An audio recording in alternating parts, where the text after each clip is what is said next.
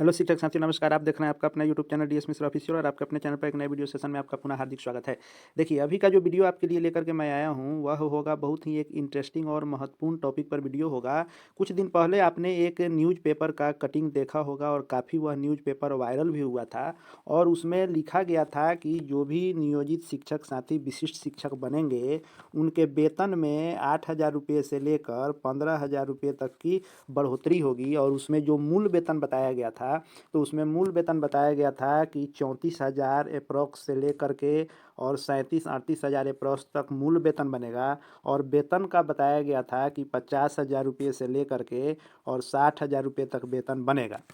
तो यह जो बात आई थी न्यूज़पेपर में, जो काफ़ी वायरल भी हुई, तो आखिर उसका बेस क्या था और नियमावली में कहाँ यदि वह स्पष्टता हो जाए तो वास्तव में यह मिलेगा। और इसके लिए सभी शिक्षक और शिक्षक संगठन अगर किस टॉपिक पर जोड़ दें और कहाँ यदि हम सफलता पा लें तो वास्तव में हमारे वेतन में 8,000 से 15,000 तक की वेतन बढ़ोतरी संभव है। और आपको जो 34 से 37,000 मूल वेतन की बात है और ग्रॉस जो टोटल वेतन होगा सो 50 से 60,000 के बीच में सभी लोगों का वेतन बनेगा। तो वास्तव में यह किस बेस पर था उसको हम लोग देखने समझने वाले हैं। वीडियो बहुत ही महत्वपूर्ण और खास होने वाला है। वीडियो में अंत तक बने रहिएगा और यदि अपने चैनल डीएस मिश्रा ऑफिशियल को अब तक सब्सक्राइब नहीं किया है तो चैनल को सब्सक्राइब करके बेल आइकन को प्रेस कर लीजिएगा, क्योंकि यह चैनल पूर्णतः शिक्षा जगत एवं शिक्षकों को ही समर्पित चैनल है। देखिए, जो विशिष्ट शिक्षक यानी सक्षमता परीक्षा के बाद राजकर्मी बनने पर जो हम लोगों को फिटमेंट मैट्रिक्स मिलने वाला है उसका टेबल यह है, जिसमें 1 to 5 वाले का यह है, 6 to 8 वाले का वह है। और 1 to 5 वाले 6 to 8 में जाएंगे और 6 to 8 वाले जब प्रमोशन होगा तो वरीय 6 to 8 होंगे तो उनका यह है। और 9 to 10 वाले का यह है। 9 to 10 वाले का जब प्रमोशन होगा तो 11-12 में जाएंगे और 11-12 वाले का प्रमोशन होगा तो वरीय 11-12 के विशिष्ट शिक्षक होंगे। और यह जो है इंडेक्स है और यह पे लेवल होगा और यहीं मिलना है। इसके बाद यदि हम लोग बात कर लें कि अभी हम लोग को क्या मिल रहा है, तो अभी जो है हम लोग को 2021 में जो 15% वृद्धि के बाद जो फिटमेंट मैट्रिक्स बना था वो हम लोग का ये बना था। और इसमें 1 to 5 का यह था, 6 to 10 का यह था और +2 वाले का यह था। और इसमें लोग लेवल 6, 7, 8, 9, 11, 12, 13, 14 तक उठा रहे हैं, यानी यह वर्तमान में आपको लागू है। और पीछे जो हमने इसको बताया यह आपको जब सक्षमता परीक्षा के बाद विशिष्ट शिक्षक बनने पर यह मिलना है। अब हम लोग देख लेते हैं कि आखिर जो नए वेतन की बात आई और वेतन बढ़ने की जो बात आई कि 8,000 से 15,000 तक, तो कैसे वो होगा। तो देखिए, जो वेतन के लिए बात की गई है यहाँ, वह कहा गया है कि पूर्ण वेतन संरक्षण यानी पे प्रोटेक्शन प्राप्त करेंगे। पहली बात ये है। दूसरा है कि वेतन फिटमेंट मैट्रिक्स के अनुसार आपको फिक्सेशन होगा, जो मैंने फर्स्ट पेज पर बताया। और उसमें जो महंगाई भत्ता, मकान किराया भत्ता, चिकित्सा भत्ता और शहरी परिवहन भत्ता राजकर्मी को मिलता है वह मिलेगा। प्रोन्नति की बात है तो यह की गई कि विशिष्ट शिक्षक में 1 to 5 वाले जब 8 साल उनकी हो जाएगी अवधि तो वे 6 to 8 में जाएंगे। 6 to 8 वाले की 8 साल अवधि होगी तो 6 to 8 के वरीय विशिष्ट शिक्षक बनेंगे। 9 to 10 वाले 8 वर्ष पर 11-12 में जाएंगे और 11-12 वाले 8 वर्ष पर विशिष्ट जो है वरीय विशिष्ट हो जाएंगे उसी क्लास के लिए। अब उसका आधार क्या था, या वेतन बढ़ोतरी की हमने जो बात कही जो पेपर के माध्यम से, न्यूज़पेपर के माध्यम से आया था, तो वह क्या है उसको हम लोग समझ लेते हैं। तो देखिए, जो यहाँ पर वेतन में पूर्ण वेतन संरक्षण की बात दी गई है, यदि हम लोग इसको पूर्ण वेतन संरक्षण के साथ साथ यदि इंडेक्स लाभ इसमें मिलता, यानी इंडेक्स का संरक्षण मिलता, जो इसमें कहीं अभी स्पष्ट नहीं है, तो इंडेक्स का संरक्षण का मतलब हो जाता है कि जो फिटमेंट मैट्रिक्स में आप 13 इंडेक्स प्राप्त कर रहे हैं अपने लेवल में, यानी 1 to 5 में या 6 to 8 में या 9 to 10 या +2 में, तो वर्तमान जो राजकर्मी बनने पर विशिष्ट शिक्षक का फिटमेंट मैट्रिक्स है उसमें भी आपको 13 पर ही फिक्सेशन होता है। यदि 9 प्राप्त कर रहे हैं तो 9 पर होता, जिस इंडेक्स में है उस पर होता। दूसरा, यदि आपको सेवा निरंतरता का इसमें जिक्र हो जाता कि आपको सेवा निरंतरता का लाभ मिलेगा, तो इसमें आपको फ़ायदा यह हो जाता कि नियोजित से जैसे ही आप विशिष्ट शिक्षक बनते तो 1 to 5 वाले जिनका 8 साल हो गया है वे जो है 6 to 8 में चले जाते। 6 to 8 वाले जो है जो जो आगे आगे वाला लेवल है उनको प्राप्त हो जाता। तो स्वाभाविक बात है कि अगले पे लेवल में चले जाते, तो पे लेवल भी आपका एक जो है इंक्रीज करता और इंडेक्स भी सेम आपको मिलता। तब वह जो पेपर कटिंग में दिया हुआ था कि 34,000 से लेकर 37,000 के आसपास सबका मूल वेतन होगा और 50 से 60,000 वेतन होगा और लगभग 8,000 रुपये से लेकर 15,000 रुपये तक सबके वेतन में बढ़ोतरी होगी, तो वो चीज़ लागू होता। तो हम सभी शिक्षक या शिक्षक संगठन लोग जो इस नियमावली में एक ही चीज़ पर ध्यान दे रहे हैं और सभी जो है एमएलए या एमएलसी के माध्यम से भी कोशिश जो हो रही है कि सिर्फ उस चीज़ की कि जो स्थानांतरण को लेकर कि 3 जिलों का जो स्थानांतरण दिया जा रहा है ऑप्शन, उसको हटाया जाए। उससे भी महत्वपूर्ण है कि इसमें इंडेक्स का लाभ और सेवा निरंतरता, यानी जब हमने 15 साल, 17 साल, 10 साल, 8 साल, 5 साल जॉब किया है तो उसका भी लाभ हमको मिलना चाहिए और जिस इंडेक्स में हम हैं उसमें हमारा फिक्सेशन हो। तो यह कैसे हो जाएगा उसको हम लोग देख लेते हैं। जैसे मान लीजिए कि जिन शिक्षकों का जैसे 2003, 5, 6 वाले लोग जो जनवरी 2024 में जिनका 30,420 रुपया बन रहा है, इनका इंडेक्स है 13। तो जब इनका इतना बन रहा है तो टोटल जो सैलरी बन रही है वह 46,630 रुपये बनेगी जनवरी 2024 से, बिना ईपीएफ काटे। और ईपीएफ काट करके कितना बनेगा इनका, तो ईपीएफ जब कट जाएगा, ईपीएफ माइनस होने पर 44,830 रुपया बनेगा। अभी जनवरी 2024 से नियोजित के रूप में बन रहा है। अब यदि हम लोग बात कर लेंगे कि जो 44,830 रुपया मिलेगा जनवरी से इन हैंड, यदि आपको इंडेक्स का लाभ मिलेगा, यानी जो इंडेक्स 13 में अभी प्राप्त कर रहे हैं, यदि इसी में विशिष्ट शिक्षक वाले फिटमेंट मैट्रिक्स में आप जाएंगे तो आपका मूल वेतन जो होगा वह 35,640 रुपये हो जाएगा और बिना एनपीएस कटे जो है आपकी टोटल जो सैलरी बनेगी वह 54,460 रुपये बन जाएगी। देखिए वहाँ बन रहा था 46,000 बिना ईपीएफ काटे, यहाँ 54,000, 8,000 रुपये का आपको बेनिफिट होता, लाभ होता, 8,000 रुपये आपका वेतन बढ़ जाता सिर्फ अगर आपको इंडेक्स का लाभ मिल जाता तो। अब यदि इंडेक्स के साथ साथ आपको सेवा निरंतरता का लाभ दिया जाता, यानी आपको विशिष्ट शिक्षक बनते ही आपका प्रमोशन हो जाता, 1 to 5 में आप हैं, आप 6 to 8 में चले जाते, सबका 8 साल हो गया होता तो जो 8 साल पर 6 to 8 में जाते तो उनका मूल वेतन क्या हो जाता, अगर सेम इंडेक्स में फिक्सेशन होता तो मूल वेतन जो है वह हो जाता 39,920 रुपये और वेतन बनता बिना एनपीएस इत्यादि काटे। और मैंने यह 4% पर ही बनाया है, ये चारे सबका 4% मान के बनाया है, तब वेतन हो जाता 60,880 रुपये। यानी 46,000 बिना ईपीएफ काटे मिल रहा था, यहाँ 54,000 होता अगर आप 1 to 5 में इंडेक्स का लाभ मिलता, और यदि सेवा निरंतरता भी मिलता तो 60,000 हो जाता, तो लगभग 14,000 रुपये आपके वेतन में बढ़ोतरी होती। यहीं 8 से 15,000 के लगभग बताया गया था। अब देखिए, अब दूसरे एक ग्रेड के लोगों का बात कर लेते हैं। अब मान लीजिए 1 to 5 में ही जिनका वेतन 8वें इंडेक्स में बनता है और मूल वेतन जनवरी 2024 में 26,210 रुपये है, तो उनको अगर इसी 8वें इंडेक्स में ही यदि विशिष्ट शिक्षक में फिक्सेशन होता तो मूल वेतन होता 30,750 रुपये, जो हमने फिटमेंट मैट्रिक्स देखा है विशिष्ट वाले का।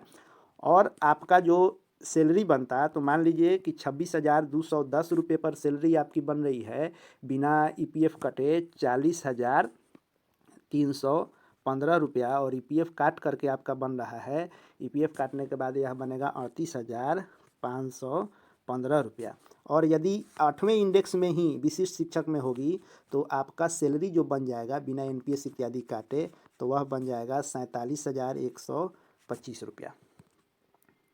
यानी कि आपको यहाँ 40,000 मिल रहा है और यहाँ 47,000 मिल रहा है, यानी टोटल 7,000 रुपया आपको अधिक फिक्सेशन होता। वहीं यदि आपको इंडेक्स लाभ के साथ साथ यानी 8वें इंडेक्स में ही आपको सेवा निरंतरता का लाभ मिलता और उस आधार पर आप 6 to 8 में चले जाते 1 to 5 से, तो आपका जो मूल वेतन हो जाता वह सेवा निरंतरता के लाभ के साथ आपका मूल वेतन जो हो जाता वह हो जाता 34,440। यहीं पेपर में भी दिया था 34,440 आपका हो जाता और आपका वेतन बन जाता 52,660 रुपये। अब देखिए कहाँ आपको 40,000 और कहाँ 52,000, यानी 12,000 रुपये अगर आपको इंडेक्स का संरक्षण और सेवा अवधि का लाभ मिल जाता है, सेवा निरंतरता का लाभ। तो अब देखिए, अब 1 to 5 में ही एक ग्रेड का और देख लेते हैं कि मान लीजिए कि जिन लोगों का अभी 9वें इंडेक्स में मान लीजिए फिक्सेशन हो रहा है, जनवरी में जो वेतन मिल रहा है वह 27,010 रुपया मूल वेतन है, तो 27,010 रुपये पर आपका जो बिना ईपीएफ कटे बनेगा वह बनेगा 41,515 रुपया और ईपीएफ काट के बनेगा 39,715 रुपया।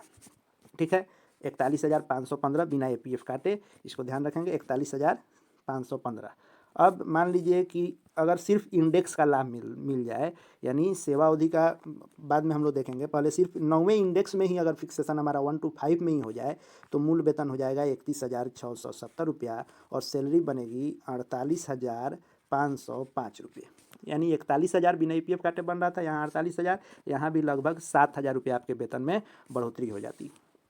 अब यदि बात कर लें कि इंडेक्स संरक्षण का भी लाभ मिल जाता और सेवा अवधि भी काउंट हो जाती और सेवा जो है निरंतरता का लाभ मिल जाता, तो 9वें इंडेक्स में आप जब 6 to 8 में चले जाते तो आपका मूल वेतन 35,470 रुपये हो जाता और सैलरी हो जाती 54,205 रुपये। तो यह 27,010 रुपये नियोजित के रूप में है और इंडेक्स संरक्षण और सेवा अवधि का लाभ अगर दे दिया जाता है तो 35,470 होने पर 54,205 रुपया बनता है। यानी आपका जो 41,000 बन रहा था, यहाँ 54,000 बन रहा है, अप्रॉक्स 13,000 के लगभग आपके वेतन में बढ़ोतरी हो जाती।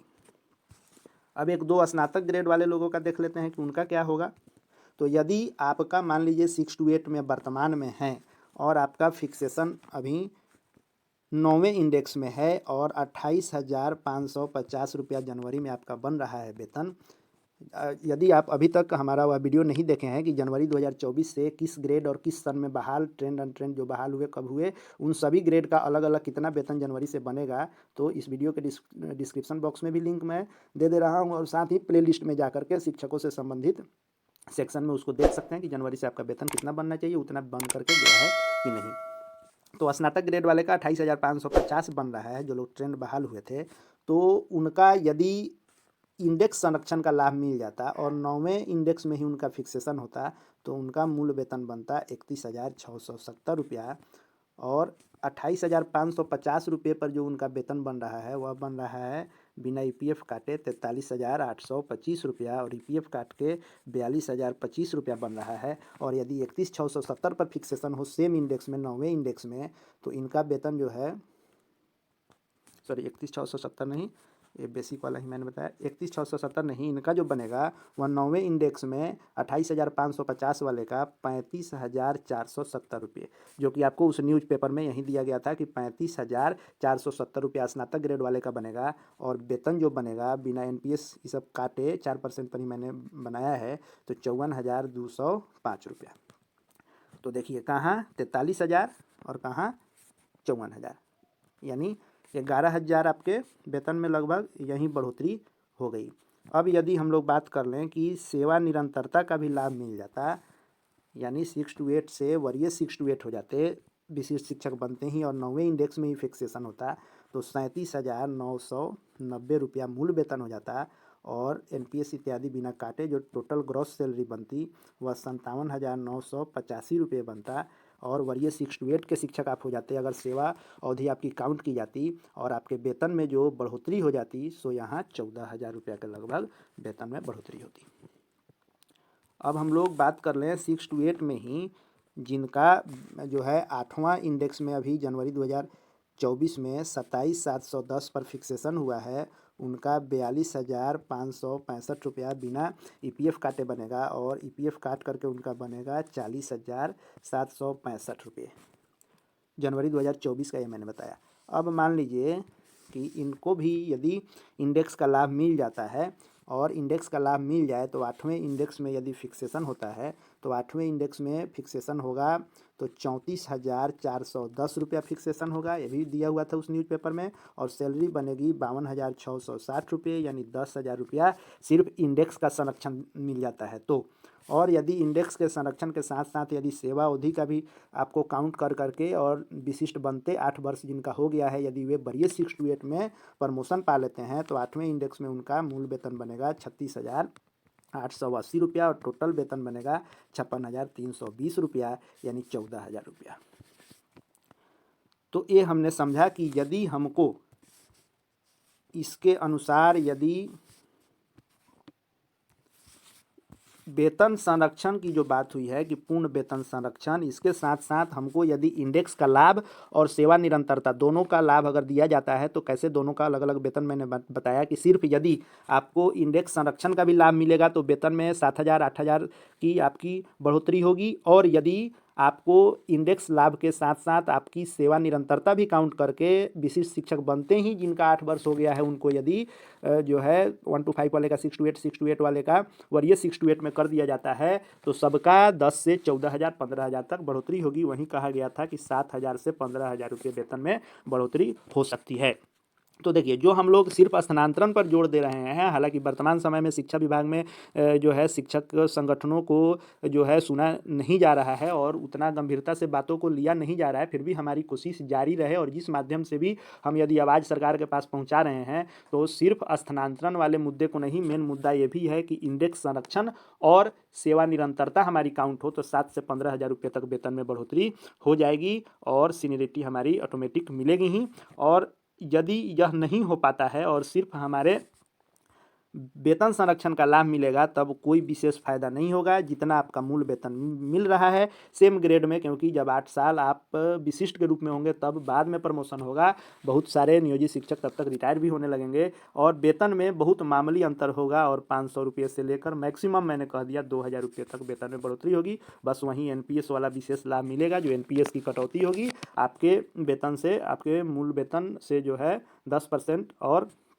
सरकार जो है 12% उसमें जमा करेगी। वहीं आपको एक्स्ट्रा में लाभ होगा, बाकी जो मेन वेतन आपका ग्रॉस आता है उसमें कोई विशेष बेनिफिट नहीं होने वाला है। और ये भी जो बढ़ोतरी होगी आपके NPS में कटने के बाद वेतन जो हाथ में आएगा लगभग जो मिलता था वहीं आएगा। लेकिन हम सभी लोगों को जो ध्यान देने वाली बात है कि सिर्फ जो हम लोग स्थानांतरण वाले पर गंभीर हैं कि जिला का ऑप्शन चेंज किया जाए, उसके साथ साथ हमको विशेष जो मुद्दा हमारे लिए लाभकारी है वह यह भी है कि हमें इंडेक्स संरक्षण का लाभ दिया जाए और सेवा निरंतरता का लाभ दिया जाए, तब जा कर के आपको आर्थिक रूप से बहुत ही बेहतर लाभ मिल सकेगा। तो यह हमने उस मीडिया रिपोर्ट के आधार पर कि कहाँ से उसका बेस क्या था, इस बेस पर हो सकता है जो कि नियमावली में स्पष्ट जिक्र नहीं है।